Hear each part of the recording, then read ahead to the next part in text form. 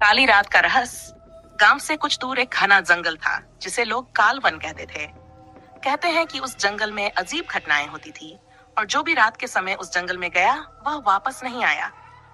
ये बात कई सालों से गांव वालों के बीच डर का कारण बनी हुई थी। विक्रम, एक नौजवान और जिज्ञासु युवक, इन कहानियों पर विश्वास नहीं करता था। वह हमेशा सोचता था कि ये केवल मनगढ़ंत कहानियां हैं जो लोगों को डराने के लिए बनाई गई हैं।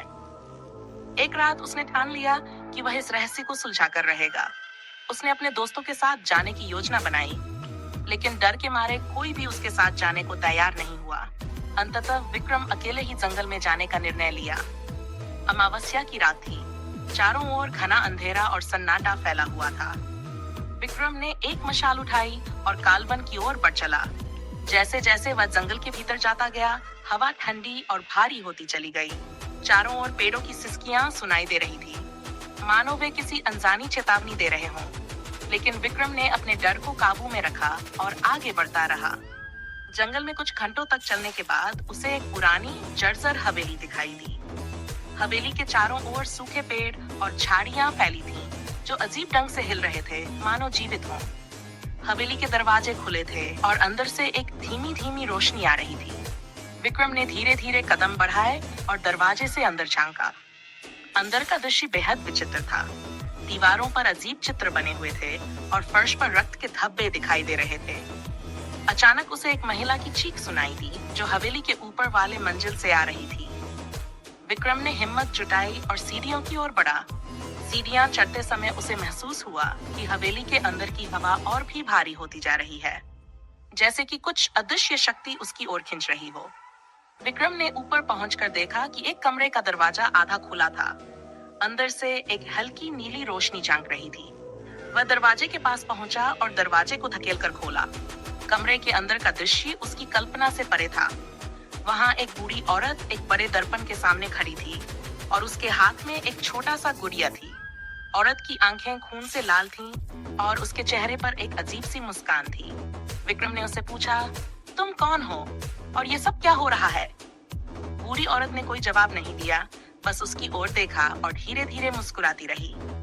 अचानक वह गुड़िया उसकी ओर फेंकी और विक्रम को महसूस हुआ जैसे किसी ने उसकी आत्मा को कर लिया हो।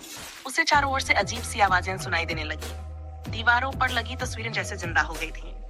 उन्हें देखकर विक्रम के शरीर में कंपकंपी दौड़ गई।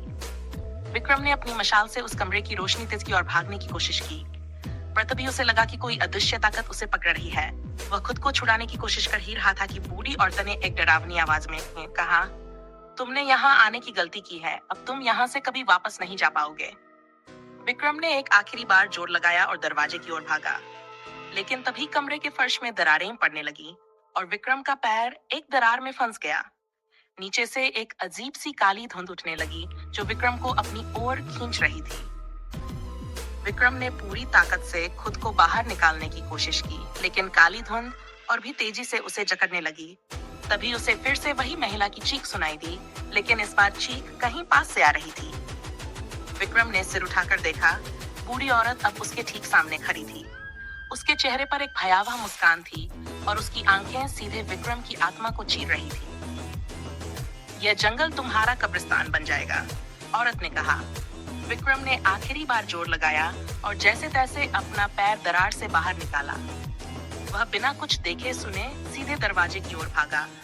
सीढ़ियों से नीचे गिरता पड़ता वह बाहर की ओर भागा, लेकिन जब वह हवेली के दरवाजे पर पहुंचा तो दरवाजा अचानक जोर से बंद हो गया।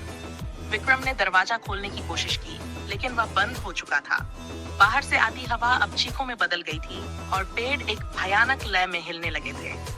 विक्रम ने फिर से भागने की कोशिश की, लेकिन जंगल की सिसकियां अब डरावनी आवाजों में बदल गई थीं। हर कदम पर उसे महसूस हो रहा था कि कोई उसके पीछे आ रहा है। उसने कई बार पीछे मुड़कर देखा, लेकिन कोई नहीं था।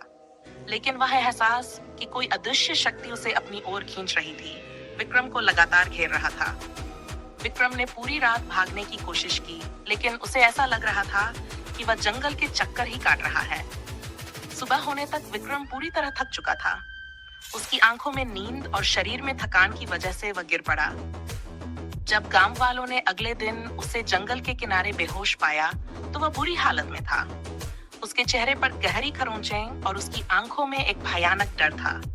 गांव के बुजुर्गों ने बताया कि वह जंगल से भाग तो आया, लेकिन उसकी आत्मा उस जंगल में ही कहीं खो गई थी। विक्रम के होश में आने के बाद उसने जो कहानी सुनाई, उसने पूरे गांव को हिलाकर रख दिया। विक्रम आज भी जिंदा है, लेकिन वह अब केवल एक खाली शरीर है। उसकी आंखों में आज भी वही डरावना दृश्य छिपा हुआ है और उसकी जुबान पर केवल एक ही बात है, वहां मत जाओ, वह तुम्हें कभी वापस नहीं आने देगा। और तब से कालवन का रहस्य और भी गहरा हो गया। लोग अब उस जंगल का नाम तक लेने से डरते हैं।